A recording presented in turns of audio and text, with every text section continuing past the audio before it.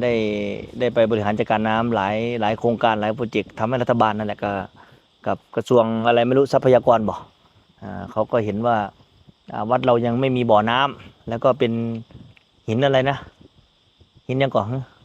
หินปูนบ่ มันเป็นสปองมันเป็นรูมันเลยเก็บน้ำไม่อยู่เลยต้องเจาะลงไปที่ชั้นหินวันนี้ด็อกเตอร์อาจารย์อะไรนะพระอาจารย์ที่มาในวันนี้ครับ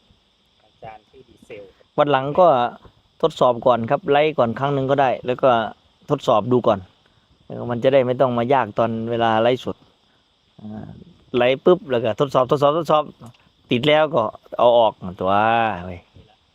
ระบบโปรดักชันไงเขาเลยลืมซ้ำ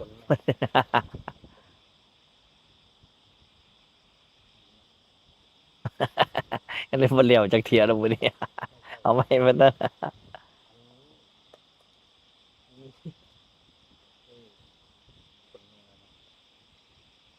เดี๋ยวรอทีมงานก่อนทีมงานกำลังหัดไม้กำลังหัดไอ้โต้งไก่โต้งจากประเทศออสเตรเลีย ไก่โต้งมาจากประเทศออสเตรเลียเอามาหัดขันอยู่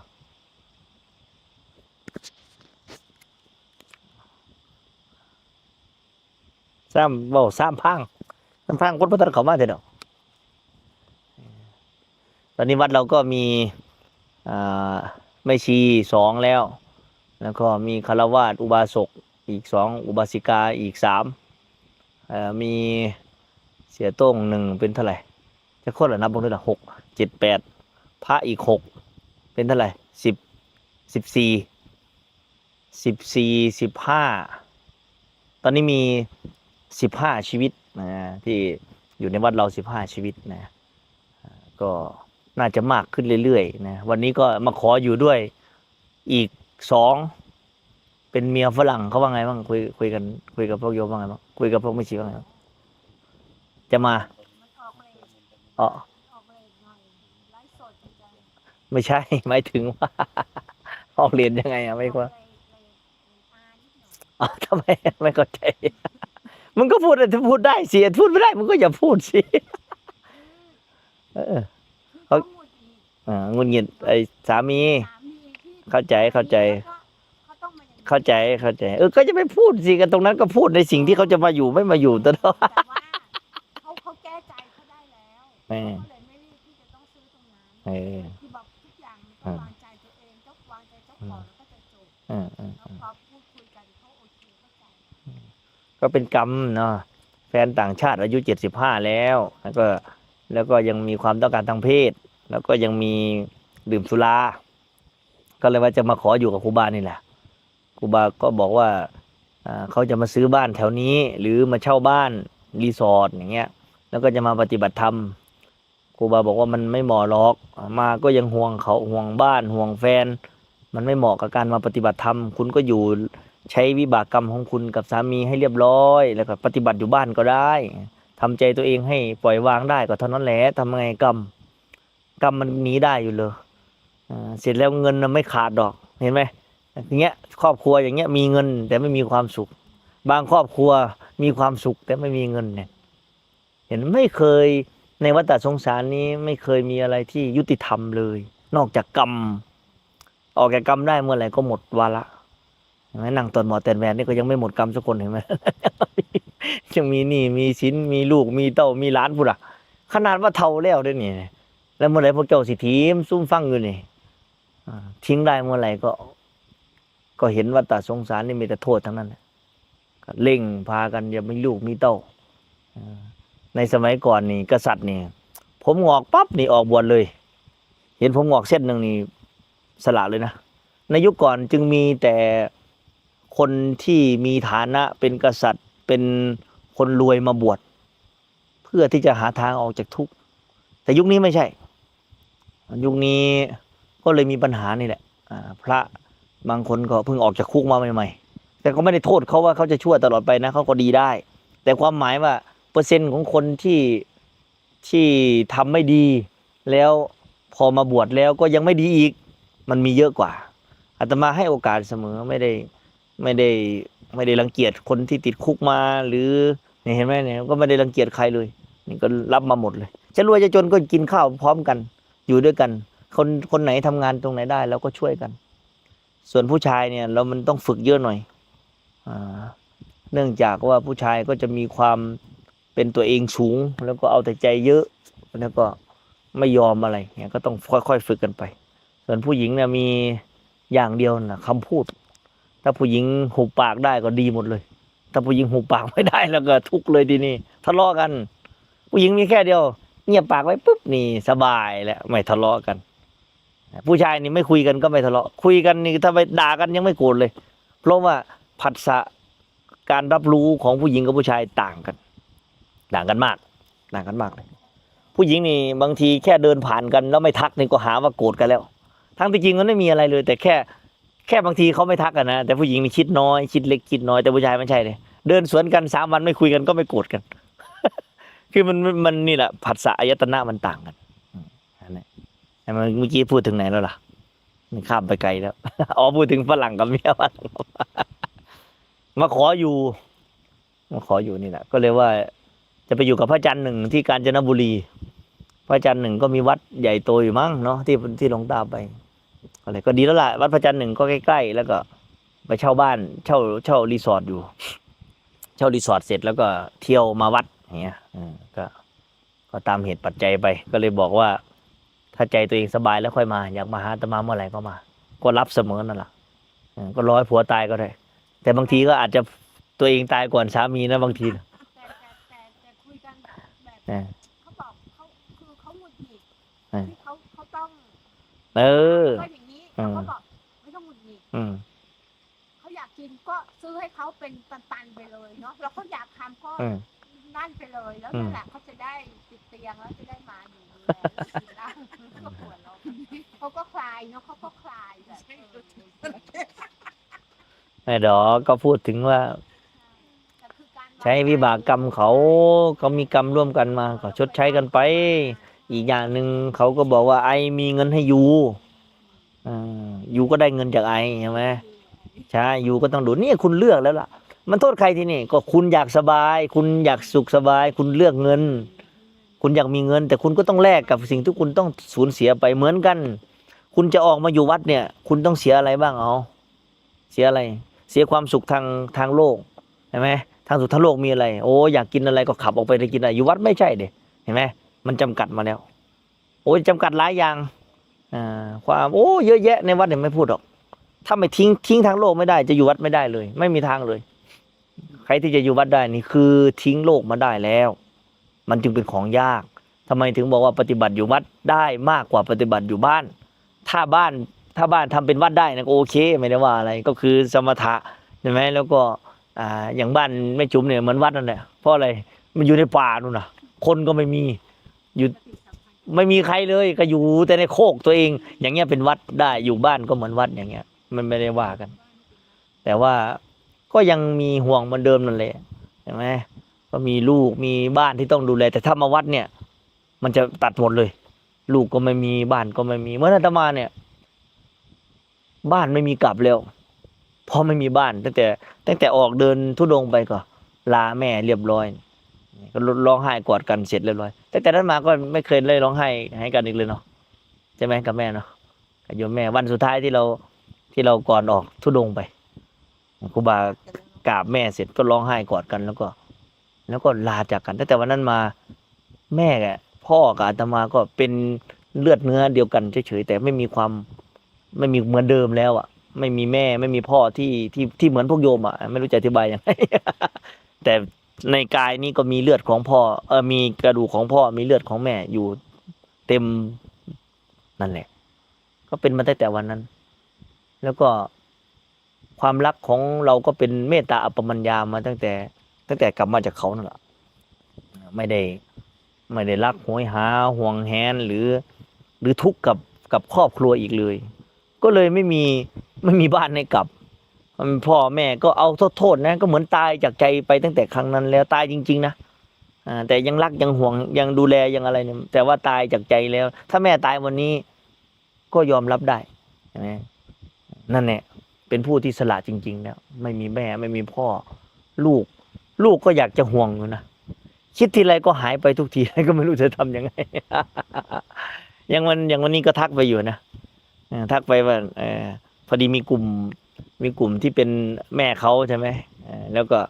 มี3 คนนะในกลุ่มมันมี3 คน เวลาเขาเอาไปใช้ทำอะไร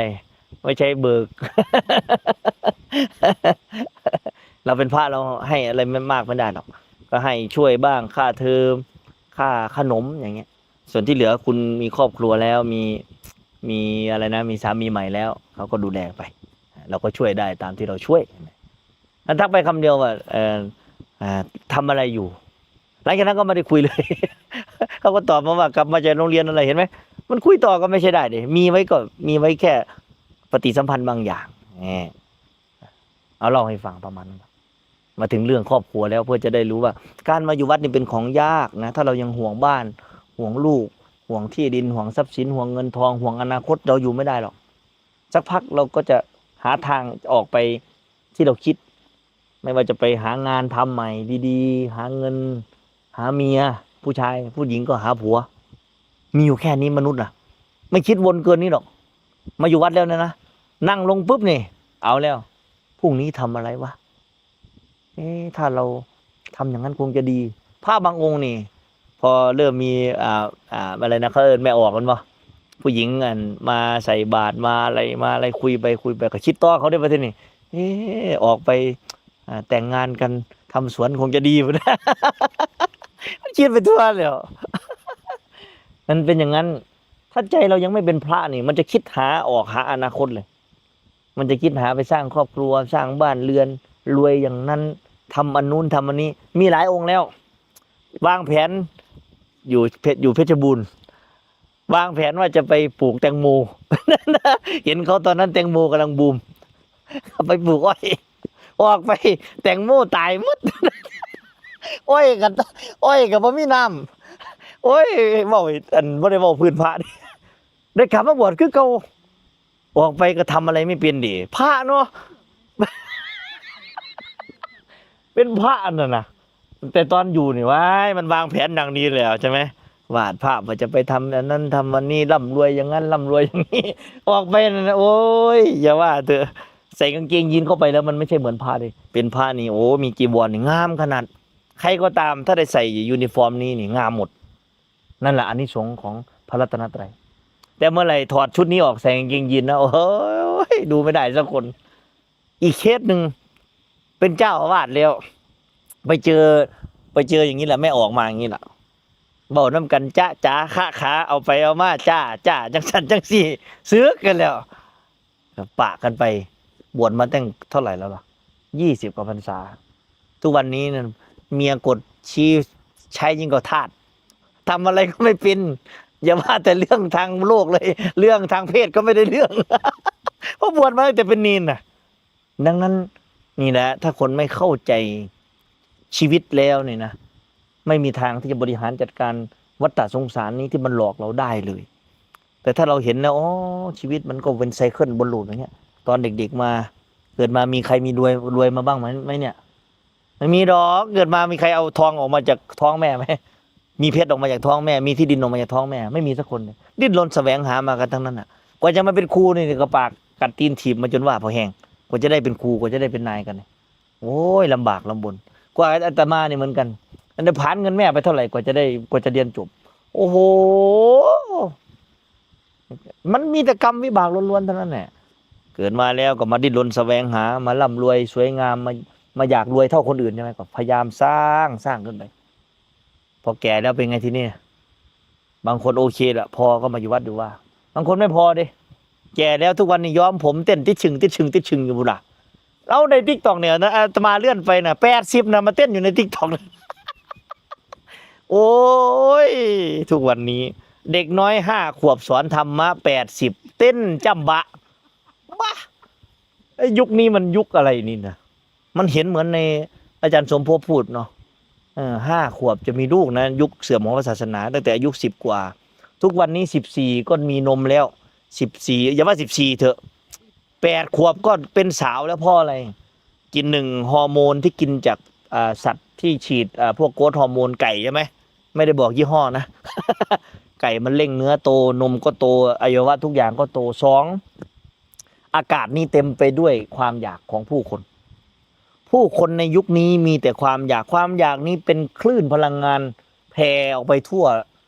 วโลกเลย จับโทรศัพท์ขึ้นมาเนี่ยอยากได้อยากมีอยากเป็นอยากร่ำอยากรวยอยากสวยอยากงามอยากกินอิ่มอยากมีทุกเต็มไปหมดเลยในโทรศัพท์โทรศัพท์จึงเป็นโคสะตัวใหม่หลวงพ่อสมภพแปลว่า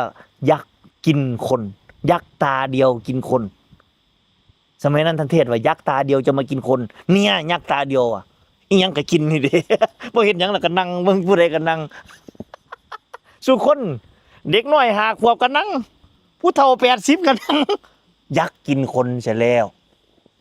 ท่านเห็นไว้ก่อนในอนาคตแล้วก็เขียนเป็นใบลานบันทึกไว้ใบลานสำคัญไหมท่าน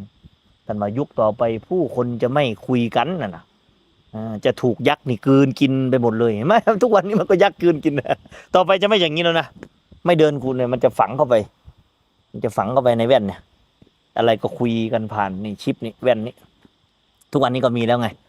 AR อะไรนะเนี่ยมีแล้วครูบาเห็นไว้แล้วหรอว่าต่อไปเนี่ยเทศก็ไม่ใช่พระนะหุ่นยนต์แล้วก็ใส่ข้อมูลทุกอย่างเข้าไปคนมากราบหุ่นยนต์คอยดูเด้อว่าแต่พวกท่านไม่ทันละตายแล้วล่ะ40 ปีก็เปลี่ยนหมดแล้วใน40 ปีเทคโนโลยีจะเข้ามาแทนที่คนก็จริงๆนะต่อให้ไม่เห็นแบบอาตมาก็มันก็เป็นอย่างนั้นอนุมานได้ใช่ไหมในยุคนี้หมาก็เป็นหุ่นยนต์แล้วลบกันก็หุ่นยนต์ขับรถก็หุ่นยนต์แม่บ้านก็หุ่นยนต์โอ้ยขี้ก็หุ่นยนต์ล้างตูดให้แล้วทุกวันเนี่ยกดห้องน้ำชักโครกก็ล้างก้นให้เราเห็นไหมทุกอย่างก็เปลี่ยนไปแล้วยุคสมัยผู้คนจะกลับมามุ่งหาแต่ความทยานอยากทางวัตถุเป็นหลักจิตใจจะค่อยๆเสื่อมลงไม่เคารพพ่อไม่เคารพแม่ไม่เคารพผู้ใหญ่จะกลับกลายเป็นเด็กจะกลับกลายเป็นผู้ใหญ่เป็นยังไงผู้เด็กน้อยก็อยากเติบโตไม่ฟังพ่อแม่อยากไปใช้ชีวิตอยากมีอิสระอยากเท่าเทียมผู้ใหญ่คนแก่ก็อยากเป็นแต่เด็กน้อยทีนี้ไปแต่งตัวโปเปโอ้ยเบิ่งกับบ่ได้60 70ล่ะทำจมูกดึงหน้าพี่หน้ามาหอดหูล่ะดึงจากตรงนี้นะมันมาถึงตรงนี้แล้วดาราบางคนเยอะนะไอ้แม่ดาราไม่ว่าเขาเขาจะว่าทำไม เยอะมากเลยยุคสังคมเปลี่ยนตามกิเลสตัณหาที่มันมากขึ้นดังนั้นอายตนะคนปฏิบัติยุคนี้จะให้นั่งสงบมันจะสงบอยู่บ่เอาข้างบ้านค่ะติดชึง เพราะเมื่อก่อนนี่เปิดเพลงนี่เกรงใจกันทุกวันนี้ต้องเปิดเพลงดังเพื่อที่จะได้อวดกันใครดังกว่าแสดงว่าบ้านนั้นรวยกว่า เพราะว่าเครื่องเสียงมันดีกว่า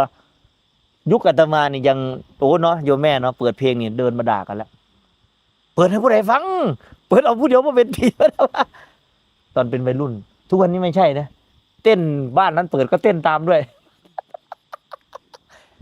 ยุคมันจึงเปลี่ยนไปแล้วเงินก็หาง่ายโจรก็หาง่ายเสียตัวก็ง่ายไม่รักงวนสงวนตัวไม่เห็นคุณค่าแห่งพรหมจรรย์ไม่เห็นคุณค่าผู้ชายก็ไม่เห็นคุณค่าของผู้หญิงก็ไม่เห็นคุณค่าของผู้ชายวันนี้มาเทศธรรมะไม่ต้องลึกมากหรอกเอาแค่พื้นนี่ก็อาตมาเปลี่ยนคนได้เยอะนะคนจะเริ่มเห็นความจริงในยุคนี้เป็นยุคแห่งปัญญาแต่เป็นปัญญาอ่อนก็คือกำลังไม่พอกำลังเชื่อตามสิ่งที่ตนเองคิดว่าถูกต้องอาจารย์ตัวเองดีก็จะเชื่ออาจารย์ A ไปอาจารย์ B ดีก็จะเชื่ออาจารย์ B อาจารย์ C ก็จะเชื่ออาจารย์ C ใครที่มีสิ่งที่น่าสนใจในยุคนี้ลง TikTok แป๊บเดียวจะได้เป็นอินฟลูเอนเซอร์ทันทีมึงจะบ้าก็ตามจะพิการก็ตามจะปั๊มเปื้อก็ตามจะผีบ้าผีบอกก็ตามสังเกตไหม ถ้าเป็นยุคก่อนนะสาวพรนี่จะได้ดังไหม โอ้ไม่มีหรอกยุคก่อนต้องศึกษาหาความรู้มีประสบการณ์มีความรู้ถึงเข้าได้มาเป็นที่ผู้คนยกย่องนับหน้าถือตาก็นักการเมืองก็เลยเอาคนรวยเป็นฐานเอาคนรวยเป็นหลัก ก็เอาคนรวยมาเขาเรียกอะไรนะคนรวยมาวัดเกณฑ์ใช้ความรวยเป็นเกณฑ์วัดคนดี ใครรวยกว่าคนนั้นดีไงพอเป็นนักการเมืองแล้วก็ซื้อเสียงก่อนนะยุคนี้ไม่รู้ซื้อหรือเปล่านะ ซื้อเสียงเสร็จกลับมาเมื่อได้เป็นรัฐมนตรีก็อะไร ก็คอร์รัปชันต่อเพื่อจะเอาเงินที่เราซื้อเสียงไปก็คืนทุนกลับมา พอมีเงินแล้วก็มีอำนาจเพราะคนเชื่อเรื่องใครรวยก็คนนั้นเป็นคนดีพอมีเงินดังนั้นสังคมจึงเหมือนในพายาเพิ่นว่าอย่างก่อพระเจ้าก็เคยพูดไว้เหมือนกันเนาะแต่มาก็จำพญาไม่ค่อยเก่งในหลวงพ่อสมภพก็พูดเนาะว่าคนไม่มีการศึกษาจะไปปกครองบ้านเมืองใช่ไหมยุคที่อะไรนะหัวโล้นอยากดำหัวลำอยากเทศอะไรนั่นนะเพิ่นไล่ไปนั่นนะยุคถิ่นกาเขาอะไรก็ว่ากันไปนั่นนะอาตมาคงไม่พูดหรอกก็มีเห็นอยู่เกลื่อนกลาดนี่แหละกราบแม้กระทั่งเด็ก8 ขวบก็ยังงงอยู่เหมือนกันทุกวันนี้นะ อย่าว่าแต่เด็ก8 ขวบเลยเอาคนอีสานกราบอะไรบ้างเอาวัวออกลูกมา2 หัวจิ้งจก2 หางน้ำผุดขึ้นจากบ่อต้นไม้งอกออกมาเป็นอะไรนะพญานาคโอ้เยอะแยะหลักกิโลก็ยังไหว้เลยทุกวันนี้นะบ้านอะไรนะสกลบอกเหรอไหว้หลักกิโลถือเลข7 งวดหมุนซ้ายหมุนขวาหมุนหน้าหมุนหลังตัวหลักกิโลหลักนั่นก็เลยเอาผ้าแดงนี่พันไว้มัดไว้ซักซิดซ้ำปาดกรมโยธาคือสิว่าเราทำไมมีความสามารถมากในการสร้างหลักกิโลให้มันสั่งขังได้พวกท่านนี่เป็นคนที่หลอกง่ายนะยุคนี้เป็นคนที่เชื่อคนง่ายหลอกง่ายศรัทธาก็เลยเป็นศรัทธาหัวเต่าสมาธิแบบหัวต่อวันนี้ศรัทธากันก็ยกย่องนับถือเชิดชูอีก3 เดือนไม่ถูกใจโพสต์ด่าอะไรนะแฉ ดังนั้นการปฏิบัติธรรมเนี่ยเราอย่าไปมุ่งภายนอกดูแก้เข้ามาที่ใจตัวเองฝึกตัวเองแก้ตัวเองอย่าเอาความหวังไปฝากไว้ที่ใครอย่าเอาใจไปมอบให้ใคร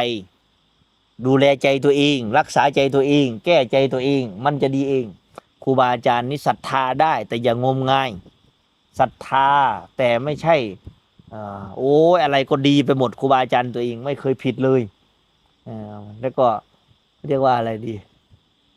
ไม่ลืมหูลืมตานะเขาว่าอันไหนไม่ดีก็ว่าดีอันไหนเราไม่เห็นด้วยก็ไม่กล้าที่จะทักจะท้วงนะ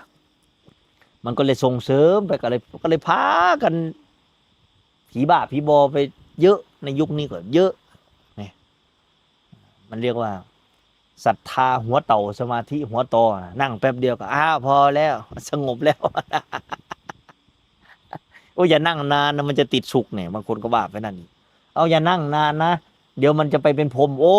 ยแต่ชาติหนึ่งกับพระท่านใดจะไปหาเป็นพรหมเดี๋ยว คนยุคนี้เนี่ยมันจะเป็นพรหมได้ยังไงตื่นเช้าขึ้นมาก็ดูโทรศัพท์แล้วเย็นก็ดูโทรศัพท์บ่ายก็โทรศัพท์นอนก็โทรศัพท์โอ้ยแต่ขี่กับโทรศัพท์แม่มันจะมาพรหมอีหยัง แต่ขี่ก็ยังเบิ่งโทรศัพท์อยู่ เอาแมนบ่เอาแมนสุคนน่ะอยู่เนี่ยโอ้ยนั่นล่ะชีวิตมนุษย์ก็เป็นอย่างนั้นแหละ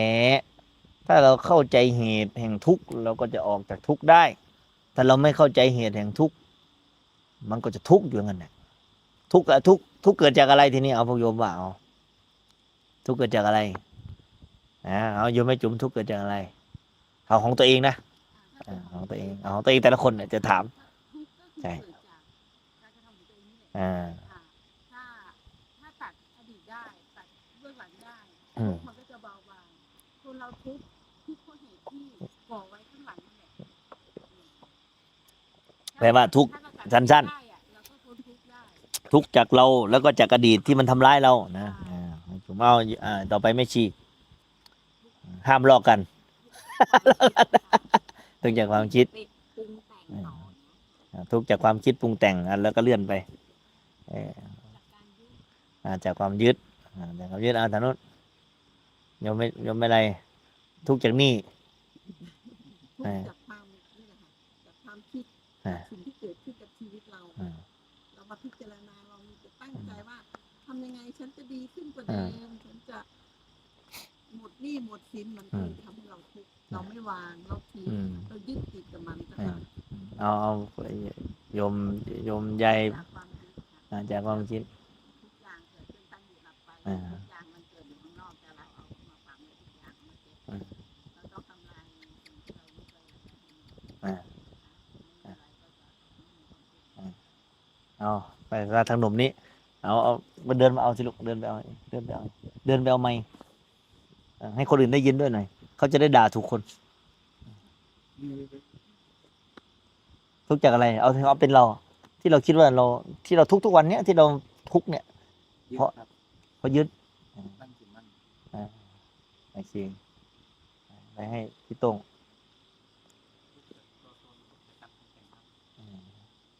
เอาถือไว้เอาไปไว้ทางนู้นเอาไปไว้ทางนู้นเอาทุกคนก็รู้นี่ ที่ถามนี่คือให้รู้ก็รู้เลยนี่รู้แล้วทำยังไงถึงจะหมดทุกข์ทีเนี่ยเอาแต่ทุกข์เพราะมันยึดก็ไม่ยึดทุกข์เพราะมันคิดถึงอดีตก็ลืมอดีตให้ได้เห็นไหมทุกข์เพราะตัวตนก็วางตัวตนให้ได้เนี่ยก็รู้แล้วทำไมทำไม่ได้กันเอาทีเนี่ยเอาเพราะอะไรเพราะมันยังไม่ยอมจำนนจริงๆต่างหากมันรู้หมดแหละในโลกนี้ใครจะไม่รู้ว่าทุกข์คืออะไรแต่มันยังไม่เห็นทุกข์จริงๆว่ามันเป็นทุกข์เนี่ยเรายอมมันจริงๆเรายอมรับมันจริงๆแล้วเรายอมจนกูไม่เอามันอีกแล้วนู่นนะจากหัวใจดวงนี้จะไม่กลับไปเป็นเหมือนเดิมอีกเอาใครบอกว่าอดีตมันทำร้ายคนจะไม่ทำเหมือนเดิมในอดีตอีกใช่ไหมใครบอกว่าอดีตมันทำร้ายเราก็จะไม่กลับไปเป็นเหมือนเดิมอีกใช่ไหมเราเคยทำสิ่งไม่ดีเราก็จะไม่ทำสิ่งดีอีกนับตั้งแต่นี้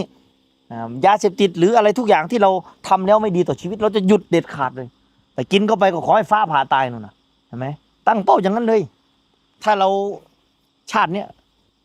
เราศีล5ไม่บริสุทธิ์เราจะทำให้บริสุทธิ์ที่สุดเท่าที่จะทำได้ทุกวันถ้าผิดเราจะลงโทษตัวเองด้วยการนั่งสมาธิ4 ชั่วโมงเนี่ยลองดูสิถ้าทำทุกวันมันจะไม่ดีขึ้นเหรอมันก็ดีนะมึงว่าทุกข์อะไรมึงปรุงแต่งทำไมมึงไม่หยุดคิดไม่ได้ล่ะก็เห็นมึงนั่งแต่คิดอยู่นั่นแหละมันนั่งคิดอะไรบางทีใช่ไหมทำยังไงทีเนี้ยก็ถ้ารู้ว่ามันคิดมันส่งออกใช่ไหมก็กลับมาอยู่กับลมอยู่กับกายก็2 อย่างนี่นะก็ไม่เคยเห็นเราจิตตั้งไว้ในกายสักทีก็นั่งไปแล้วก็เมื่อแล้วกายก็หายไปแล้วเนี่ยถ้าทำได้มันก็หายทุกข์เลยทุกแต่ละคนจึงไม่เท่ากันแต่ที่พูดออกมานั่นคือที่สุดที่พวกโยมต้องไปแก้สำหรับความเป็นตัวเองถ้าตัวเองทึกในความยึดมั่นถือมั่นก็รู้จักคลายจะคลายจากความยึดมั่นถือมั่นได้ยังไงเอาสละออกวางจากความคิดจากอารมณ์จากความรู้สึกเท่านั้นแหละมันไม่ได้ไปวางว่าจะต้องโอ้โหกลับไปบ้านแล้วไปทุบบ้านทิ้งอย่างเงี้ยไม่ใช่เลยวางออกจากใจนะบางคนเคยมีหลานใช่ไหมห่วงหลานใช่ไหมก็ค่อยวางออกเอ้ยถ้าเราไม่เลี้ยงหลานจะตายไหมไม่ตายนี่หว่าถ้าเราไม่เลี้ยงญาติลูกหลานสาวเราจะอยู่ได้ไหมเราตายวันเนี้ยอ้าวมันอยู่ของมันได้นี่ไม่มีเราเขาก็อยู่ได้นี่ทางนั้นก็ปล่อยเขาตามวิถีของเราใช่ไหมแต่ถ้าเราอยู่พิจารณาเข้าไปแล้วเป็นโทษกับลูกก็เป็นโทษกับหลานใช่ไหมถ้าใจเรารู้สึกว่ามาถึงขนาดนี้แล้วใช่ไหมใจเราสามารถละวางจางคายอุปทานความยึดมั่นถือมั่นในกายได้แล้วนี่มันสร้างกรรมนะลูกเผลอด่าเราหลานตีเรากรรมกับเขานี่ว่าไม่เอาดีกว่าสละเลยมันก็มีเงินจ้างคนเลี้ยงอยู่ดี เอาไอ้ติดแม่มันไปทำงานต่างประเทศใครเลี้ยงหลานใครเป็นคนเลี้ยงมันตายไหมเจ้าได้เลี้ยงมันไหมก็ไม่เห็นตายนี่มีใครที่ครอบครัวตายเนี่ยเนี่ยไม่จุ๋มเนี่ยหลานใครเลี้ยงนั่นเขาก็อยู่ของเขาได้ทุกคนน่ะต่อให้เราไม่มีเราเขาก็อยู่ได้ต่อให้เราตายวันเนี้ยมันจะตายไหมมันไม่ตายดอกต่อให้ไม่มีญาติเลยเขามีใครเอาไปเลี้ยงสถานสงเคราะห์ก็เอาไปเลี้ยงอันนี้ไม่ใช่เห็นแก่ตัวนะอันนี้คือการทิ้งจากธรรมะชั้นลึกแล้วนะ ถ้าโยมพวกโยมเป็นคนที่มีครอบครัวมาแล้วมาหาอาตมาเพียงแค่ อยากจะมาขอพร อยากจะมามีสุขภาพดี อยากจะมาอาตมาไม่สอนเรื่องนี้เลย ไม่ใช่ฐานะที่พวกโยมจะรับได้ แต่นี่พวกโยมพูดถึงนู่นธรรมะมรรคผลนิพพานวางตัวตนได้ โอ้ยเต็มเอวเต็มขาอยู่มันจะมาว่างขี่หมาอย่างโอ้ยขันว่างแท้นะมันบ่สนใจหยังดอกต่อให้วันนี้คนมายิงพวกเจ้าเนี่ยพวกเจ้าจะไม่ร้องขอสักคำเลยเอาพอดตายจะย่อมตาย นั่นคือความเด็ดเดี่ยวของธรรมะต่างหากไม่ใช่อ้างนู่นอ้างนี่ไปอ้างทำไม นั่นเป็นข้ออ้างกิเลสทั้งนั้นแหละใครไม่เคยมีหนี้เอา ไม่มันร่วงเลยให้มาแปะที่เวที บ่รวมจังได๋สามันให้ก็หินมึงเนี่ยเพียจนว่าตกนมเตะเสะแหมโอ้ยทำกำลังดูเดือดก็เลยลืมซ้ำในประเทศนี้ กำลังสิหายผู้เฒ่าเออ แปะไอ้เอาไอ้ อ๋อ มีตั้งแต่โดนๆก็บ่พากันเฮ็ดเดี๋ยวนี้ ก็ไม่มีไปด้วยกันเลย เอานั่นละที่เล่านี่คือ ทิ้งได้เมื่อไหร่เมื่อนั้นก็หมดภาระถ้าทิ้งไม่ได้ ภาระนั้นจะเกาะกินใจพวกท่าน แม้ตายไปพวกท่านก็ไปตามที่พวกท่านคิด มีพระอรหันต์ไปตกนรกมาแล้ว แต่ตกไม่ได้เสวยผลเท่านั้นเอง จิตที่ยังคิดนึกคิดตึกตองปรุงแต่งแล้วยังยึดมั่นถือมั่นในขันธ์ห้านี้ จิตนั้นพาไปเกิดเสมอเลย จนกว่าพวกท่านจะวางได้ทั้งหมด มันถึงสิ้นภพชาติลำโพงมันมาติดเฉยๆหรอเปิดลำโพงก็ดีกันเนี่ยบ่เป็นหยังเราไม่ต้องเปิดก็ได้สิบ่ได้เจ็บคอนะบ่ได้ห้องแห้ง อันนี้มีโอกาสแล้ว ต่อไปคนจะมาหาครูบาเนี่ยเยอะขึ้น เยอะขึ้น เยอะขึ้น ไม่สามารถที่จะมาจี้ใครแล้วล่ะ เป็นแค่ช่วงแรกๆเท่านั้นเองพรรษา2พรรษา3นี่ไม่พรรษา3นี่ไม่ได้เทศแบบจี้ให้แล้วล่ะ ก็จะเป็นรวมไปแล้วก็เทศไม่ไหวด้วย ก็จะเป็นเขาเรียกว่า แกงหม้อใหญ่มันหลวงตามหาบัวว่านนั่น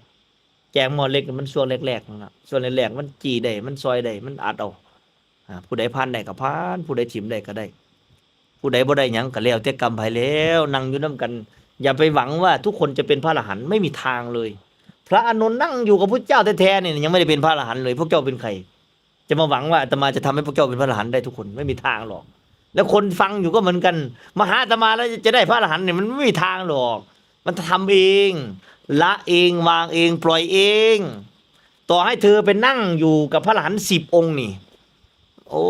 ยขอให้ข้าพเจ้าเป็นพระอรหันต์เด้อก็บ่ได้เป็น เฮ็ดเอา ทิ้งเท่านั้นน่ะถึงจะได้ถ้าไม่ทิ้งไม่ได้ดอก ทิ้งลูกทิ้งเมียทิ้งพ่อทิ้งในใจนะไม่ใช่แบบไปทิ้งอย่างนั้นนะทิ้งลูกทิ้งแม่พ่อทิ้งแม่ทิ้งทุกอย่างที่มันยึดมั่นถือมั่นเนี่ยสุดท้ายแล้ว ของหยาบภายนอกนี่ทรัพย์สินนี่สินเงินทองร่ำรวยนี่มันทิ้งก่อน มันจะทิ้งก่อน ทิ้งต่อมาทิ้งลูกทิ้งคนรักทิ้งพ่อแม่ทิ้งครอบครัว มันจะทิ้งที่2ทิ้งที่3ทิ้งอะไร ตัวเอง มนุษย์จึงรักตัวเองที่สุด ท่านไม่ได้รักครอบครัวเลย และท่านไม่ได้รักใครเลยท่านรักตัวท่านเองที่สุดในโลกทานไฟตกเสตีนนี่ยิบหาผู้ใดออกก่อนเนาะคันว่ายิบของเจ้าของออกก่อนนะหมดกัดนี่เอาของลูกออกคือของเจ้าของออกก่อนย่ำหมดแดงกัดนะก็อย่าจะเอาของเจ้าของออกก่อนเด้อที่นี่จังไปยิบของลูกมันเป็นอย่างนั้นน่ะมันรักตัวเองก่อน แต่นอกจากว่าคนนั้นมีสติมากๆก็ช่วยลูกก่อนก็มี อันนั้นรักมากเป็นไงก็ไปหลายชาติหน่อยจึงพระอริยะนี่ใจดำที่สุดเลยดำสำหรับวัฏสงสารนะแต่ใจเนี่ยเมตตาสำหรับวัฏสงสารมากใจดำต่อความรักแต่เมตตาต่อโลกพระอริยะจึงใจดำต่อความรักมากไม่รักใครเลยไม่ยึดมั่นใครเลยไม่หวงแหนใครเลยแต่มีแต่เมตตาเท่ากันเพราะเห็นแม่ตัวเองกับแม่3 คนนี้ก็เท่ากันไม่ได้เห็นว่าแม่ตัวเองสำคัญกว่าแม่คนอื่นเท่ากันกับแม่ชีก็เท่ากันกับใครก็เท่ากันกับโยมก็เท่ากัน จึงไม่ได้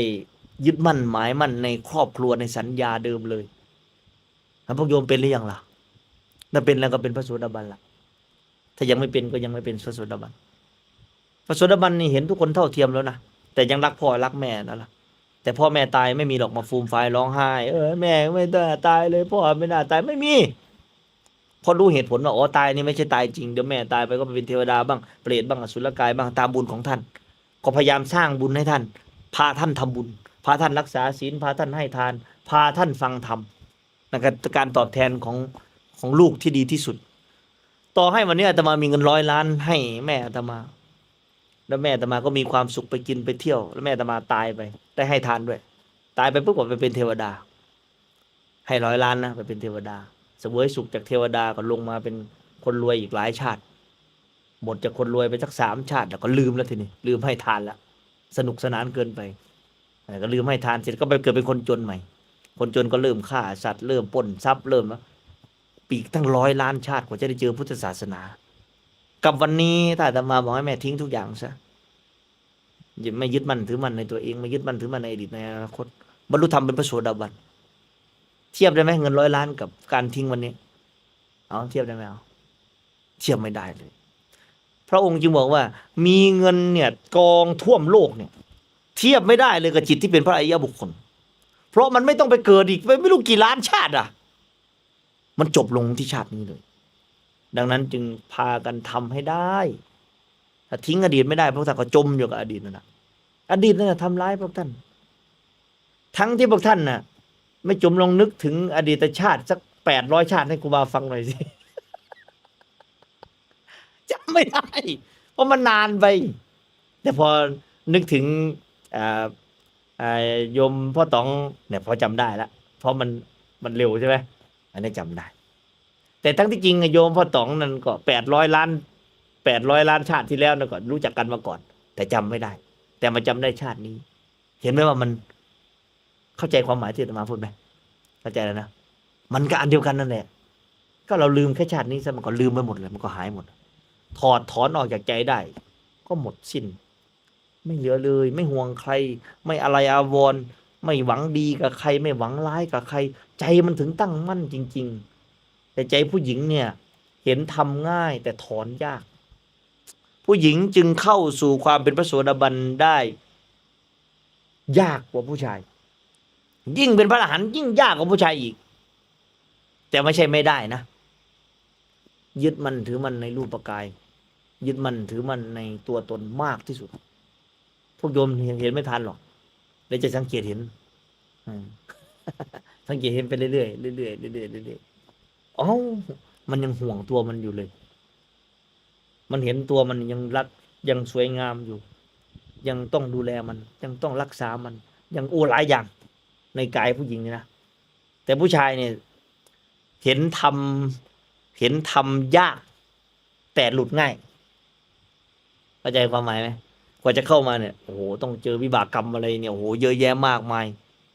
แต่พอปฏิบัติแล้วทิ้งได้ผู้ชายจะใจดำมากกว่าผู้หญิงผู้หญิงจะมีความเป็นแม่สูงจะมีความห่วงใย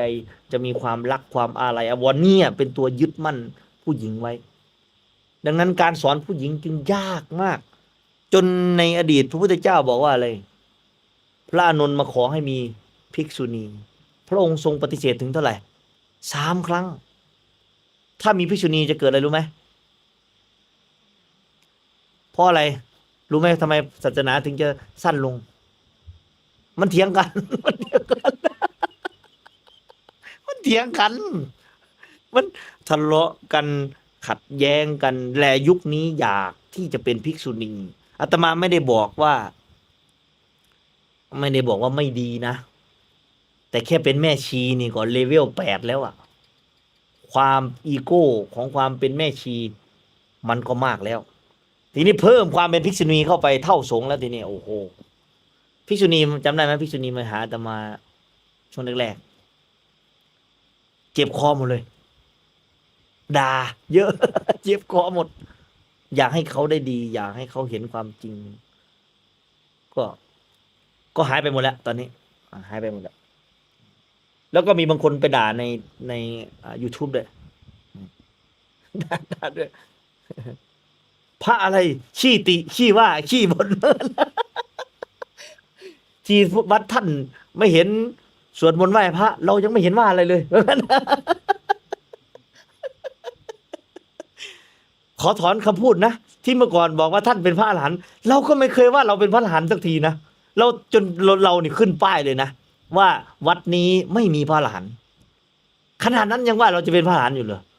โอ้ยแต่เอาคำพูดมันอาจจะตีความไปได้ก็ไม่ว่ากันหรอก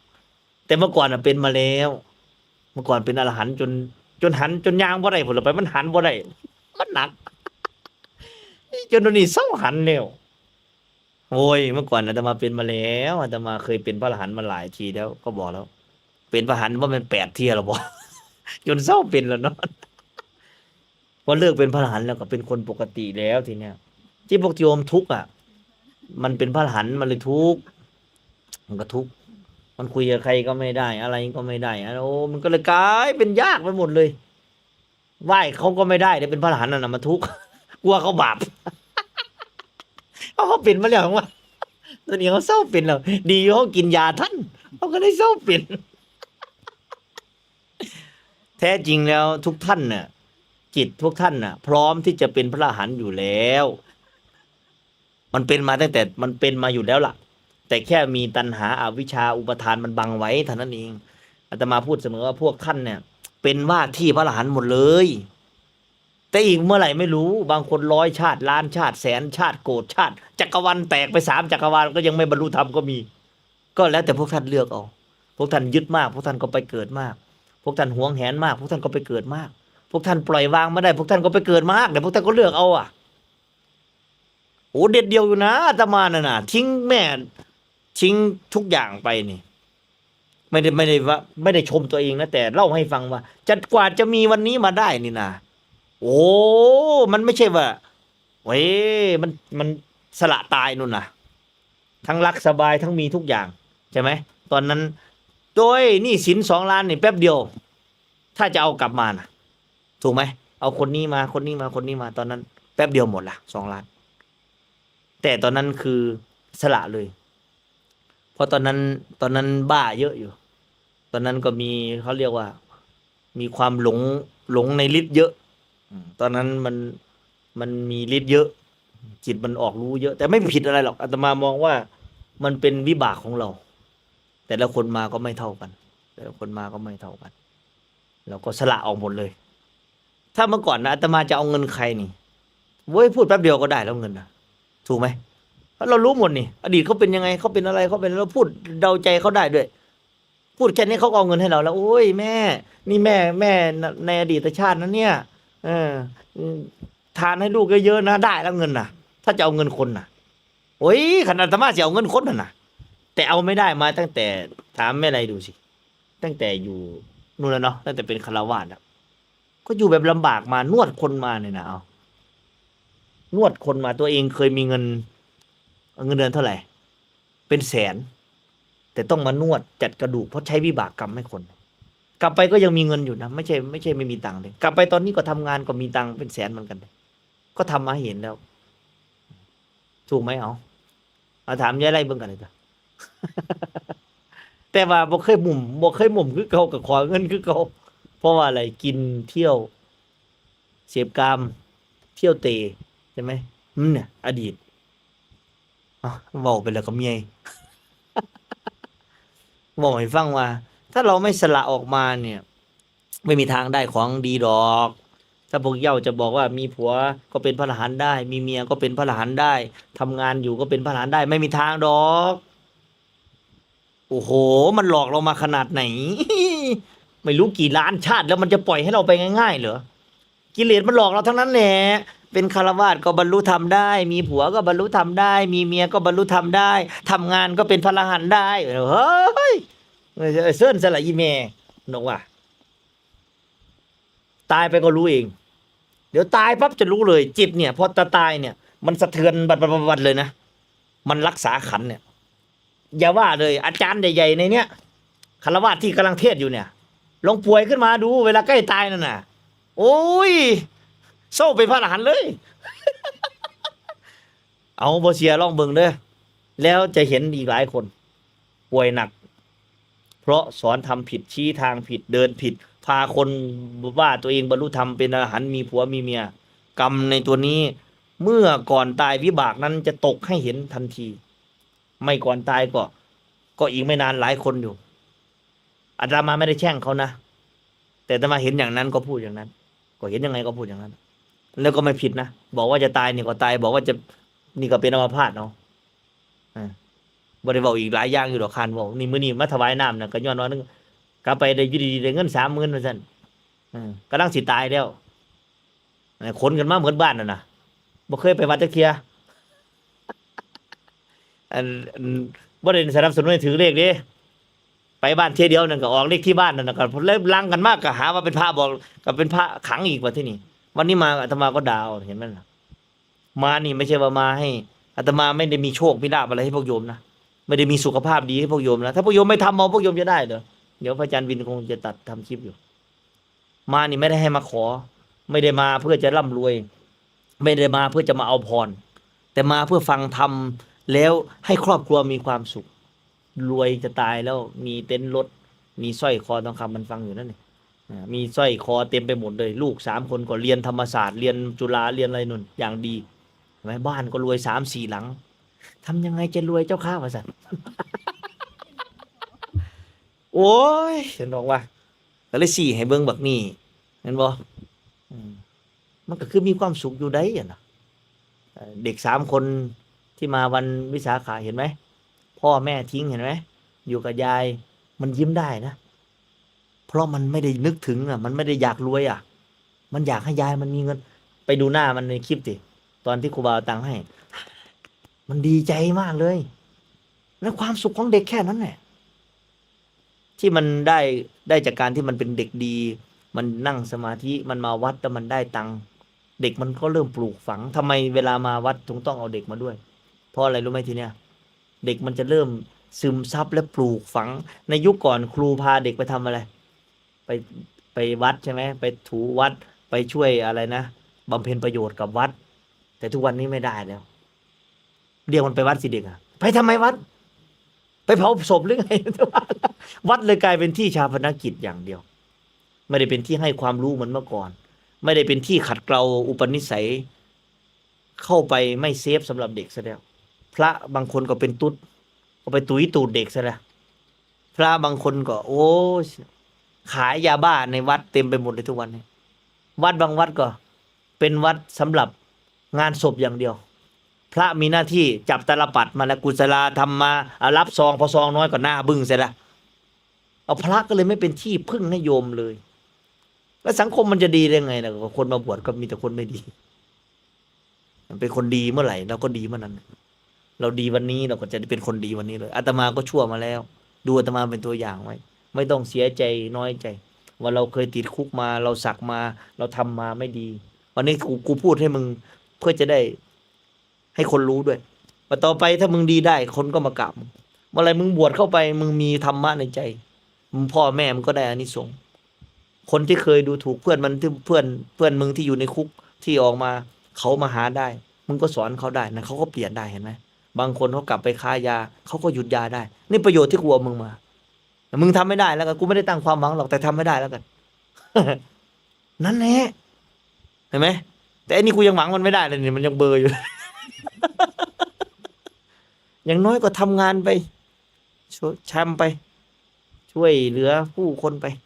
ชดใช้วิบากกรรมตัวเองวันหนึ่งมึง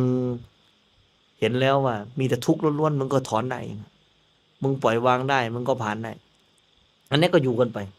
วันหนึ่งพระอาจารย์บินก็เหมือนกันไม่ได้อยู่ด้วยกันตลอดดอกอีกไม่นานก็ไปแล้วไม่รู้เมื่อไหร่ใช่ไหมเพราะท่านเองก็มีหน้าที่ของท่านนี่พูดได้3 ภาษาเนี่ยจะมาหมกอยู่ตรงนี้ทำไมอ่ะใช่ไหมถ้าถึงเวลาท่านก็ไปแล้วประเทศต่างประเทศไปสอนคนไปช่วยคนไม่ใช่ว่าจะมาดูเอามารวมกันเพื่อที่จะเอามาไว้ทำอะไรเยอะแยะวันหนึ่งก็ต้องแยกย้ายกันเพื่อทำหน้าที่เหมือนกันเนี่ยทุกคนเนี่ยถึงเวลาแต่ว่าถ้าคนไหนที่ไม่ได้มีหน้าที่สอนไม่ได้มีหน้าที่เผยแพร่มีหน้าที่ที่จะมาอยู่ดูแลวัดก็จะได้อยู่ดูแลวัดไปก็ตายไปกับวัดไปแต่บางคนมีหน้าที่ที่ต้องออกไปช่วยผู้อื่นไปเป็นกำลังใจให้ผู้อื่นไปเผยแพร่ธรรมะมันหนีไม่พ้นดอกอาตมาจะหนีพ้นเหรอเอา อยากสอนคนเลยออกมานี่5 เดือนเนี่ยถ้าเป็นมะเร็งกล่องเสียงนะเป็นไปแล้วตอนนี้นะไม่ได้หยุดเลย แล้วก็ทำหน้าที่ทุกวันเอาหยุดแค่ช่วงเวลาคนไม่มาหาเท่านั้นเองถูกไหมต่อให้คนไม่มาหาก็มีคนโทรมาอยู่ดี ก็ทำยังไงได้ล่ะ เรากรรมเราทำมาหนีไม่พ้นหรอก ถ้าชาติหนึ่งอาตมาเคยเล่าไว้เนาะเราเคยปกครองคนสัก1,000,000 คนอย่างเงี้ยแล้วมาชาติเนี้ยวิบากกรรมที่เราทำกับเขาอ่ะบางทีเราก็พาเขาไปตายบ้าง บางทีเราก็พาเขาทำผิดบ้าง เราไม่รับผิดชอบเหรอมันหนีกันไม่พ้นหรอกเราก็จึงทำหน้าที่ให้ได้มากที่สุดให้ได้เป็นประโยชน์ที่สุดก่อนที่เราจะตายไป ชาตินี้อาตมาจึงบอกว่าจะมาชดใช้ทุกอย่าง กรรมวิบากที่อาตมาทำไว้กับใครก็ตามจะชดใช้ทั้งหมด ไม่ขอติดค้างใคร เห็นไหมเวลาคนมาอยากได้อะไรก็ให้ไปหมด ไม่เสียดายแล้วเป็นโยมแม่ต่างๆ ไม่ต้องมาเสียดายหรือไม่ต้องมาอุ้ยมาอายอะไรเลย เพราะนั้นเราติดค้างเขามา เราต้องให้เขาไปต่อให้วันนี้เขามายกวัดออกไปก็ต้องให้เขาไป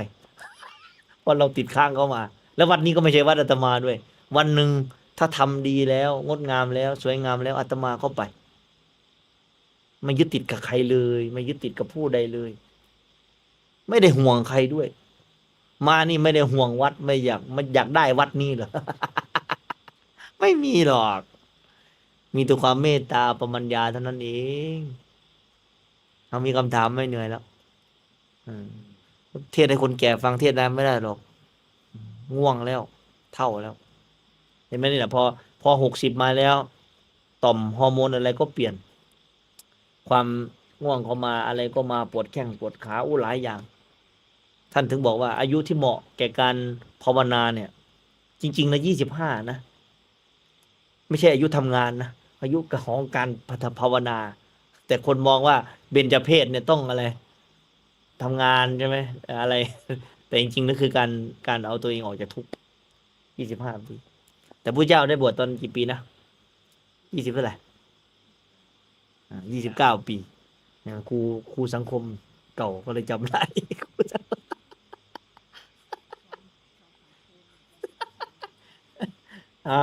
มีคำถามไหมครับ โยมบาโบลุถ้ารู้ว่าอดีตชาติจริงถ้ารู้ว่ามีอดีตชาติจริงๆ มีการเกิดใหม่จริงๆ จะสามารถทิ้งทุกอย่างได้เลยไหมครับ อาตมาก็นั่งพูดขนาดนี้โยมแม่อาตมายังไม่โกนหัวเลยเพราะอะไรขนาดท่านก็เชื่อนะว่าอาตมาเห็นอดีตจริงๆแต่ทำไมท่านยังทิ้งไม่ได้ล่ะเพราะอะไรตอบมาสิเพราะอะไร มันมีภาระ นั่นภาระมันคืออะไร ก็คือความรับผิดชอบของตัวเอง นั่นน่ะมันความยึดมั่นถือมั่น attachment มันปล่อยไม่ได้ เพราะมันหลอกให้เราว่าเราต้องรับผิดชอบ เราต้องนั่นเราต้องนี่เราต้องโน้นเต็มไปหมดเลย มันหาเหตุผลมาให้เราไม่ออกจากมันได้ แม้กระทั่งเรารู้นะอันนี้ขนาดเรารู้แค่ชาตินี้นะอันนี้ก็เล่าอดีตชาติก็รู้ด้วยนะว่าตัวเองเป็นอะไรมาก็รู้นะว่าทำเหมือนเดิมมันนะเพราะมันหลอกลวงเรามาไม่รู้กี่ชาติ แล้วมันยึดเราไว้ไม่รู้กี่ล้านชาติแล้ว มันไม่ปล่อยให้เราไปง่ายๆหรอกนั่นท่านจึงเรียกว่า เจ้ากรรมนายเวรไอ้ความคิดนั่นแหละคือเจ้ากรรมนายเวรน่ะมันดึงไว้ มันหลอกไว้อย่าไปนะเธออย่าไปบวชนะเธอต้องนั้นเธอต้องนี่เธอต้องพูดฮอดไปมีฮอดผัวหน่อยผมจะว่าอย่างเพราะว่าอย่างผมมันหลอกไว้โอ้ยถ้าวางได้จริงเนี่ยมันบวชไปตั้งแต่ลูกเอารถไปขายแล้ววางไม่ได้ห่วงไปหมดเลย ห่วงนั่นห่วงนี่ห่วงนู่นโอ้ยพอแล้วขี้เกียจพูดไปแกก็ไม่บวชอยู่ดีแต่แกก็อยากไปต่างประเทศเหมือนเดิมเลยตายวันนี้ใครใช้หนี่ให้เอาเนี่ยคืนเนี้ยกลับไปเนี่ยไหลตายเนี่ยใครใช้หนี่ให้ ใครใช้หนี่ให้ ก็ไม่เห็นมีใครใช้หนี่ให้นี่ มันก็ปล่อยของมันไปอยู่ดีเขาก็ใช้ของเขาเองได้ทุกคนก็ใช้ของเขาได้ ตายวันนี้ใครรับผิดชอบก็ไม่เห็นมีใครรับผิดชอบใครเผาให้ก็ยังไม่รู้เลยว่าใครจะเผาให้ มันโง่หรือมันฉลาดหรือเปล่าทีนี้มันคือปืนกับความคิดเท โอ้ยก็สิว่าแม่อีกล่ะ เอาไม่ใช่ว่าแต่แม่ดิคนมาอาตมาก็ว่าอย่างนี้วันนั้นคนมาเหมือนกัน มาอาตมาไม่ใช่ว่าให้ไม่ให้รับผิดชอบไปทิ้งในใจเสียก่อนแต่ทิ้งในใจได้แล้วเนี่ยมันมีทางออกเอง เอาคนมาหาครูบานี่ไอ้อ้วันนี่รถจะโดนยึดนี่เห็นไหมรถจะโดนยึดแล้วครูบาช่วยผมหน่อยสอนอะไรไม่ได้สอนอะไรมันมากนะเอามาช่วยงานวัดนี่เอาปล่อยวางซะเดี๋ยวก็มีทางออกคนได้2 เที่ยวงานมาจากไหนไม่รู้เป็นปีหนึ่งเซ็นสัญญานี่ไงทางออก แต่นี่อะไรโอ้ยนี่สิโอ้ยฉันจะต้องไปหาใจนี่ก็ทุกข์ตายนั่นน่ะ แต่ก็ปล่อยวางซะเอ้าเดี๋ยวมันก็มาเองนะโอ้ยกลับไปนี่สิเบิ้ลมันสิได้ผัวฝรั่งพุ่นสิ ไปหาทุกข์ใส่หัวเจ้าของอีกพุ่นอ่ะ เห็นบ่มันไม่หยุดนะคนนั่นน่ะโอ้ยอย่าให้ว่าเถอะนะโอ้ยพ่อแล้วล่ะก็ด่าแล้วก็เมียเอาว่าพอแล้วเอาครับเอาอีกสัก2 คำถามจะเลิกแล้ว โยมอนาวิน ขอถามอาจารย์ค่ะเวลาสวดมนต์คืออะไรทำไมง่วงทุกครั้ง อยากนอนผู้ใดเฮ็ดสวดมนต์นั่นผู้ใดหาวนี่ผู้ใดบ่อยากนอนเนาะก็มันอยากนอนก็ไปนอนจะไปสวดให้สิแตกหยังจะสวดทำไมเอาถ้ารู้ว่ามันถ้ามันง่วงก็อย่าไปสวดสิก็ภาวนาระหว่างวันสิมีสติทำงานก็มีสติอยู่ในทำงานเวลาจะนึกถึงอดีตก็กลับมาอยู่กับกายกลับมาอยู่กับลมก็แค่นี้ก็ภาวนาแล้วล่ะถ้ารักพุทธเจ้ามากก็ทำตามพุทธเจ้าสั่งสิไม่ต้องไปสวดนะโมตัสสะไม่เคยรู้ความหมายเลยจะไปสวดทำไมอาตมาถามแล้วอิติปิโสภะคะวาแปลก็ยังไม่ได้เลยจะไปสวดทำไมเอาสวดเพราะอะไรพวกโยมสวดอ่ะสวดเพราะระลึกถึงคุณของพระเจ้าสวดเพราะเข้าใจความหมายของคำสวดถึงไปสวดบนนี่มาจากไหนรู้ไหมมาจากพราหมณ์มาจากโอมศิวานามาโอมสีคเนสยนามาสวดอ้อนวอนนั่นน่ะบัดที่นี่คนเห็นก็เลยว่าศาสนาพุทธไม่มีสวดมนต์สมัยก่อนพระเจ้าไม่ได้พาสวดมนต์ ไปพูดไปแล้วมันจะไปขัดเขาเยอะนั่นนี่พระเจ้าไม่ได้พาสวดมนต์นะเพราะอะไรมันมีอยู่เหรอนะโมตัสสะก็ไม่มีมันมีทีหลังนี่พระเจ้าไม่ได้พาสวดมนต์นะ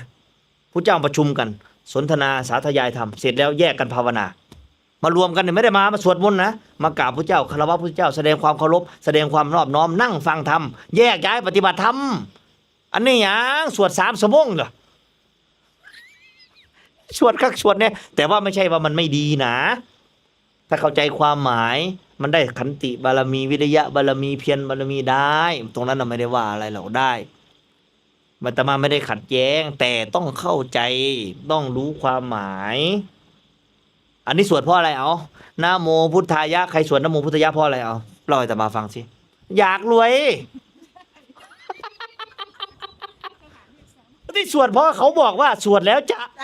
รวยแล้วจะมีโชคมีลาภอะไรส่วนให้ได้ส่วนมหาจักรพรรดิ มึงสวดตั้งแต่วันนี้ไปอีก3 เดือนกูจะดูการเปลี่ยนแปลงของมึงสวดนะโมพุทธายะไปนี่นะดูซิจะมีคนมาถวายเงินมึง1 ล้านไหมมึงอยู่วัดอย่างเดียวนะจ้างให้กับผมมีเพราะไม่ได้สร้างเหตุไว้อ่ะแต่ถ้าอาตมาสวดล่ะไม่สวดก็มีเหตุของอาตมาเองนะเหมือนเองเหมือนกันให้ทานมาน้อยใช่ไหมเมตตาคนน้อยฆ่าคนมากชาตินี้ก็เกิดมาในตระกูลยากจนไม่ได้ดูถูกเขานะแต่เล่าให้ฟังว่าเหตุมันเป็นอย่างนั้นเกิดมาในพ่อแม่ยากจนใช่ไหมพ่อแม่เป็นรปภพ่อเป็นทำงานรปภแม่เป็นแม่บ้านตัวเองก็ทำงานส่งแก๊ปนี่ครูบาก็เอามาเลี้ยงดูนี่อยากบวชก็ไม่ให้บวชเพราะยังอยากอยู่ถ้าไม่อยากจะให้บวช ไอ้นี่ก็อยากบวชก็ยังไม่ให้บวชถ้าไม่อยากแล้วก็ค่อยบวชตอนอยากบวชไม่ได้หรอกกิเลสมันจะลุมเลยเหมือนอาตมาเนี่ยตอนนั้นอยากบวชเป็นเนนใช่ไหมโอ้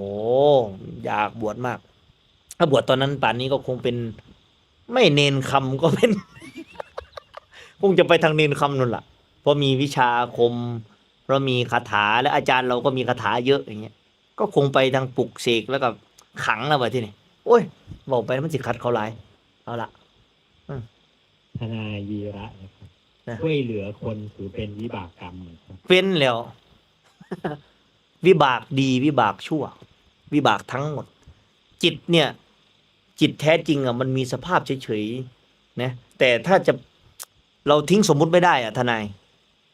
เราไม่สามารถที่จะไม่รักพ่อรักแม่ดูแลพ่อดูแลแม่ได้ เราลืมพ่อลืมแม่แบบที่อาตมาว่าเนี่ยลืมแค่ในการปฏิบัติธรรมในขั้นพระโสดาบันขึ้นไปเฉยๆนะอาตมาไม่ได้บอกในให้พวกท่านลืมพ่อลืมแม่ตั้งแต่พวกท่านเป็นปุถุชนไม่ใช่นะที่บอกนี่ก็คือตั้งแต่พระโสดาบันเนี่ยจะเห็นว่าพ่อแม่เป็นแต่เพียงเจ้ากรรมนายเวรหรือเจ้าเวรนายภัยนั่นแหละให้พูดให้ตรงเขาซะเจ้าเวรนายภัยก็คือ พ่อเราเนี่ยแม่เราเนี่ยอยากมีเราเสพสังวาสกันแล้วกว่าจะมีเราเนี่ยเรามีความอยากเกิดด้วยมาเกิดในท้องของแม่คนเนี้ยในครั้งก่อนแม่คนนี้ต้องสร้างวิบากกรรมกับเรามาอะไรก็ตามถึงวิบากดีวิบากชั่ว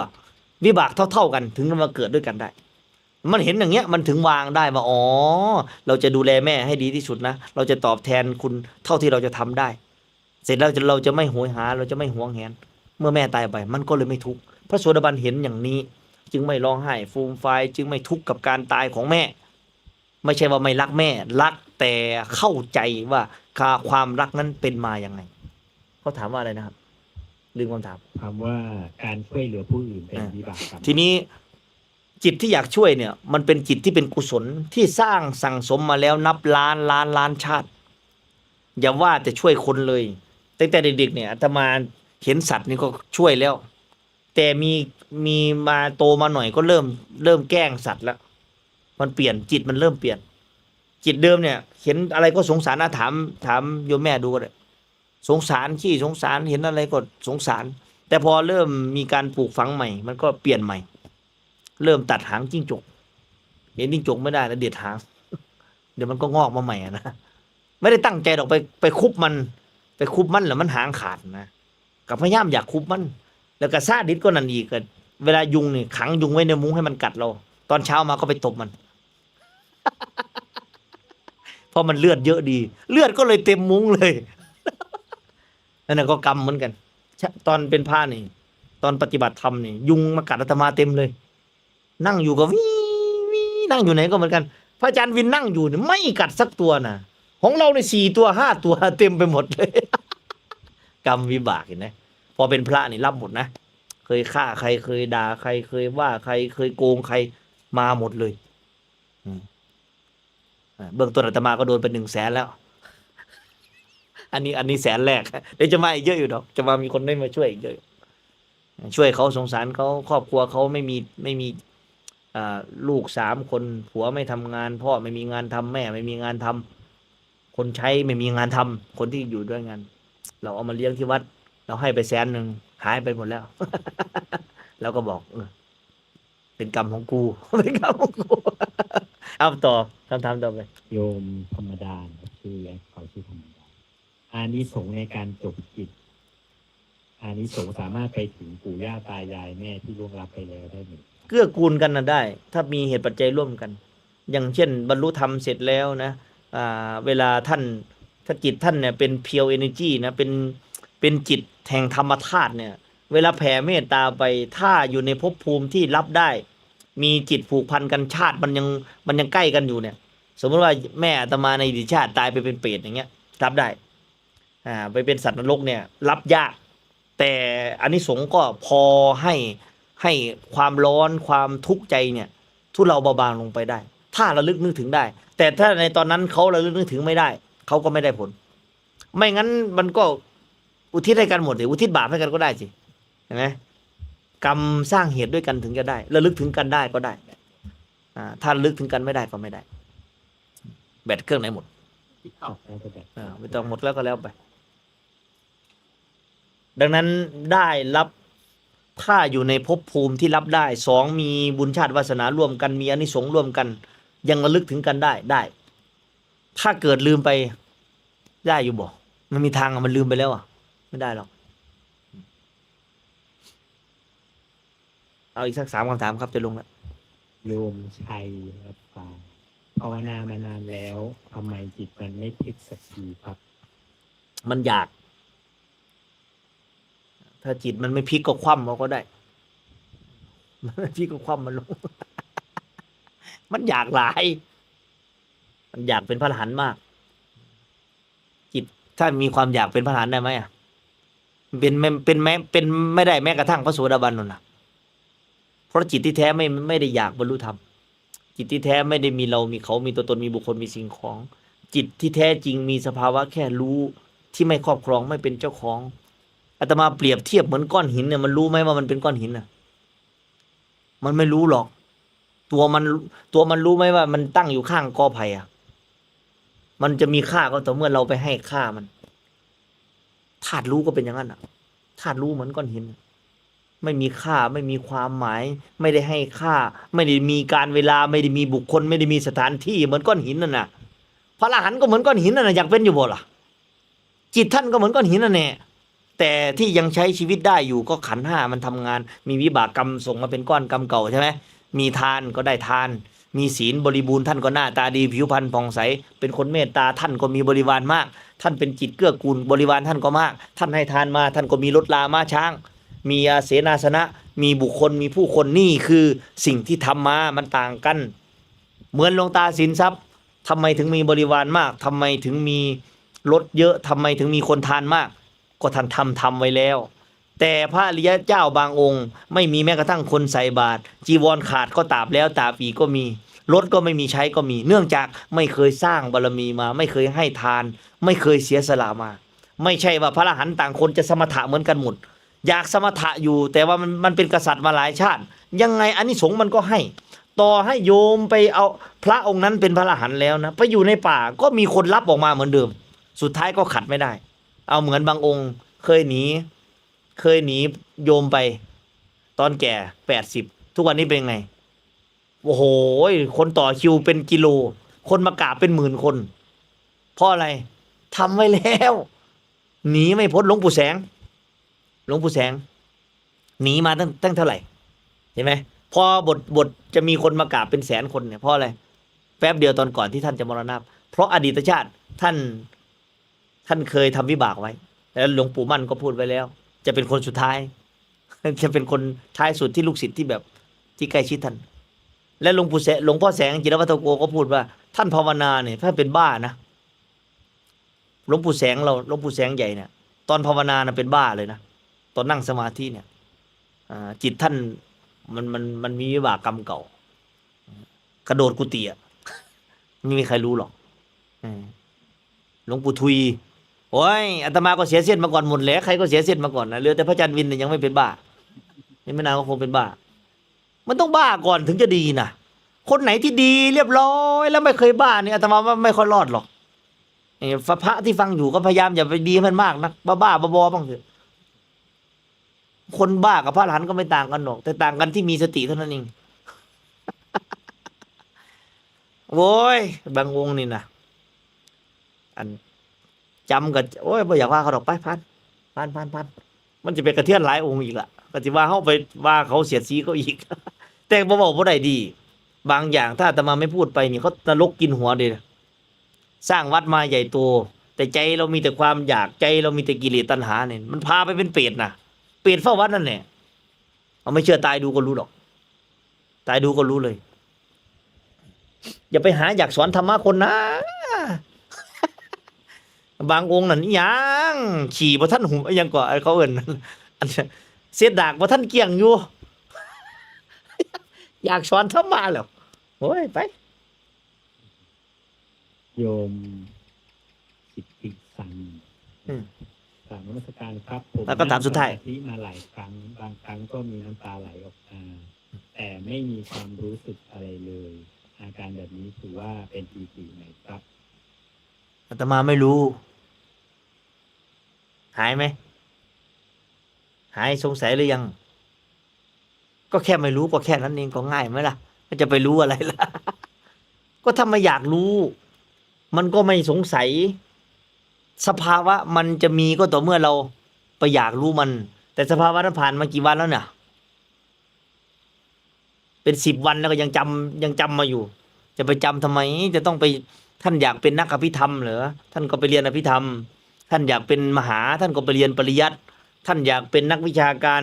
ทางด้านสาธารณสุขปรัชญาทางด้านศาสนาปรัชญาท่านก็ไปเรียนป.โทป.เอกท่านก็เข้าใจแล้ว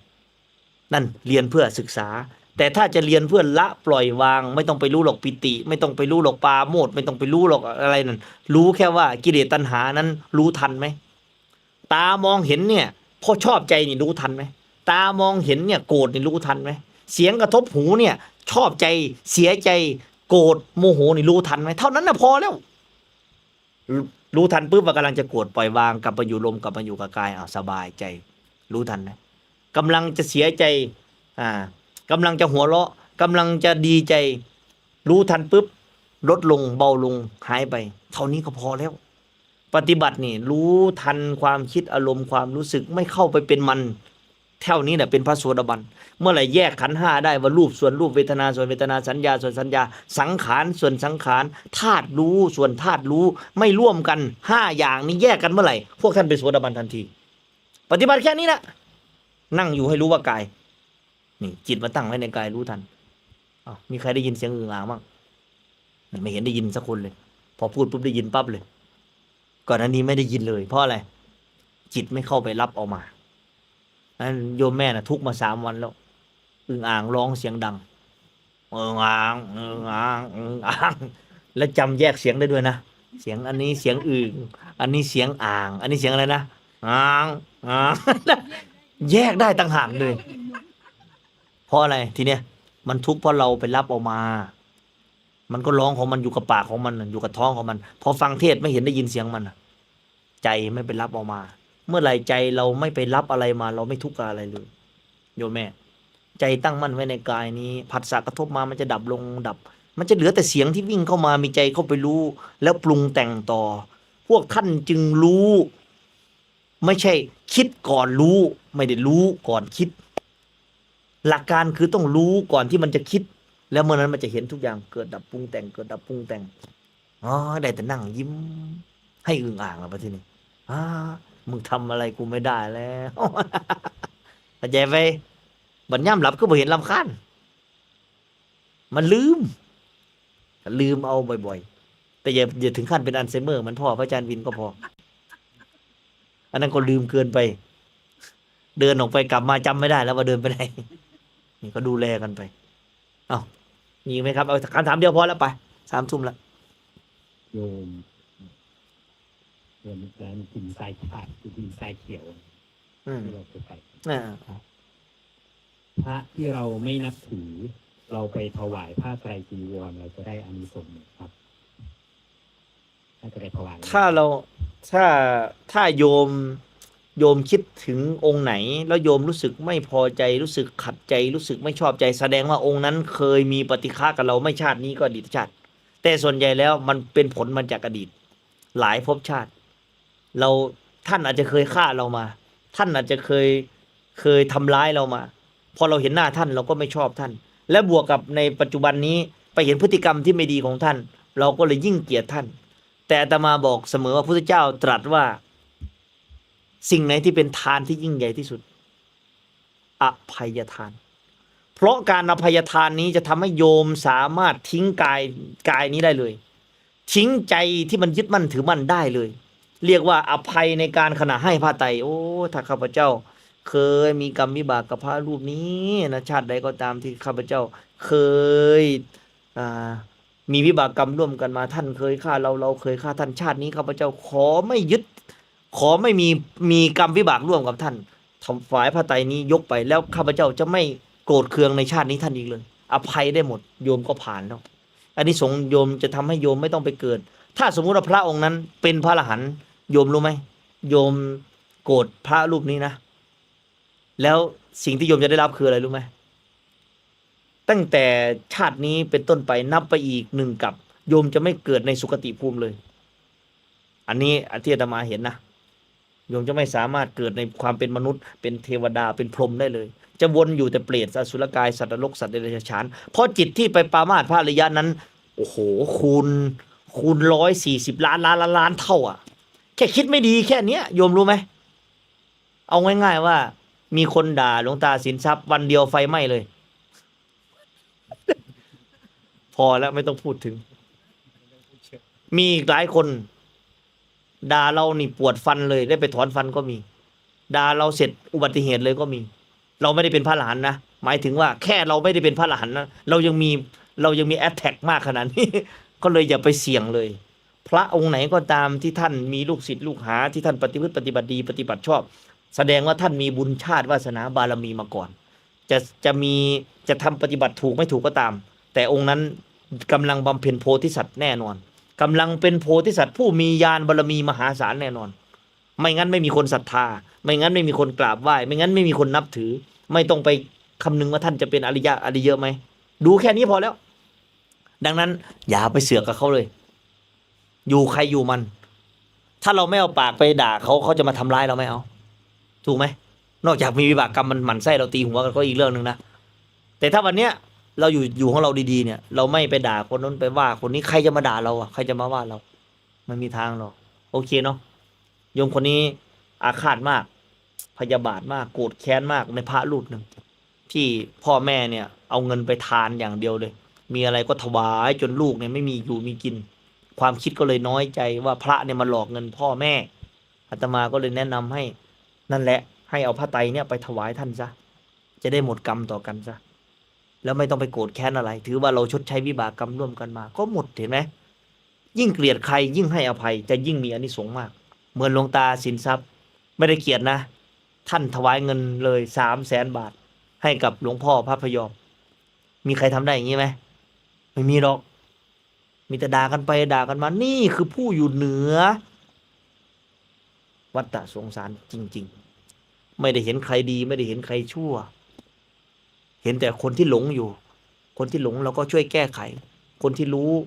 เราก็เข้าใจกันก็แค่นั้นเอาวันนี้ก็สมควรแก่เวลาเหนื่อยแล้วเนี่ยถ้าไม่มีคนเนี่ยถ้ามีคนมานั่งฟังอาตมาก็จะพยายามอธิบายได้ แต่ถ้าก็บอกแล้วหยุดแล้วนะนับตั้งแต่นี้ไปจะไม่เห็นอาตมาไลฟ์อย่างนี้อีกเลยนะพอพูดไปแล้วไลฟ์ผ่านนะTikTokอ่ะไม่ใช่อะไรนะมันพูดไม่ได้วันนั้นกับพระอาจารย์วินลองแล้ว3 ครั้งถามแค่ว่าสวดมนต์ดีไหมเจ้าคะตอบไม่ได้อ่ะ ไม่มีคำถามไม่มีในหัวเนี่ยไม่มีอะไรให้พูดเลยก็เลยว่าอ๋อสงสัยธรรมะคงไม่เป็นประโยชน์สำหรับคนฟังมากแล้วล่ะแต่ถ้าอย่างเงี้ยมีประโยชน์มากๆเลยสำหรับโยมแม่ๆต่างๆนะวันนี้ก็เอาไปพิจารณาแล้วก็นำไปละวางจางคายถ่ายถอนให้ได้เราจะคิดว่าเราดีแล้วถ้าเมื่อไหร่เราคิดว่าเราดีแล้วเราจะหยุดการปฏิบัติเมื่อไหร่ที่เราคิดว่าเราเป็นพระอรหันต์แล้วเราจะไม่ทำความเพียรนั้นขนาดพระอัครสาวกพระพุทธเจ้าตรัสว่าสารีบุตรโมคคัลลานะแม้เธอเป็นพระอรหันต์แล้วเธอจะละซึ่งความเพียรเสียได้เป็นไม่มีเห็นไหมท่านยังทำความเพียรเสมอนะยังนั่งสมาธิยังเดินจงกรมยังทำความเพียรอยู่ตลอดเวลานะต่อให้เราเป็นก็เป็นที่เราไม่ได้เป็นที่ปากอาตมาไม่ได้เป็นที่ปากใครเป็นที่ตัวเองความเป็นอริยบุคคลนี่เป็นเต็มหัวใจตัวเองไม่ต่อให้คนมาว่าแม่ปมปุ่นไม่ได้เป็นพระอรหันต์นะแม่ชีไม่ได้เป็นพระอรหันต์นะแม่จุ๋มไม่ได้เป็นพระอะไรนะไม่ได้สนใจเลยโอ้ดีแล้วท่านมาเตือนเราจะได้พัฒนาตัวเองต่อไปแต่สงสัยในตัวเองไหมทำไมสงสัยก็จบไปแต่ถ้ามันเป็นบ่วะการมันยังสงสัยอยู่มันก็ไปแก้ไขกันตัวแบบที่เนี่ยทางนั้นเขาถ้ายังสงสัยตัวเองอยู่ก็แก้ไขอย่าเสียหน้ามันไม่มีอะไรให้หน้าเสียดอกต่อให้มือนี่คนบรรดาเขาเป็นหมาเป็นแมวเนี่ยขันเขาบ่มีตัวตนมันสิเครียดอยู่บ่เครียดมาด่าบักพระบักหมาจังเสียสิเครียดสิหยังห้อมบ่แม่นเฮาแม่เนานั่งอยู่ซื่อๆแม่โอเคเนาะไม่มีประเด็นเต็มที่แล้วเนี่ยพูดไม่ได้แล้วหมดเวลาแล้วขอให้ทุกท่านได้ในสิ่งที่ยังไม่ได้นะสำเร็จในสิ่งที่ยังไม่สำเร็จสมประสงค์ปรารถนาตามสมควรแก่ธรรมได้มรรคผลนิพพานอย่างอัศจรรย์ในทันทีตามเหตุปัจจัยของตนและตนณการละบัดนี้ด้วยเถิดแต่พ่อนกันยังคิดบอกอยู่ ไปท่านพักผ่อนกันว่าทำเวลาอยู่ซัดไป3 ทุ่ม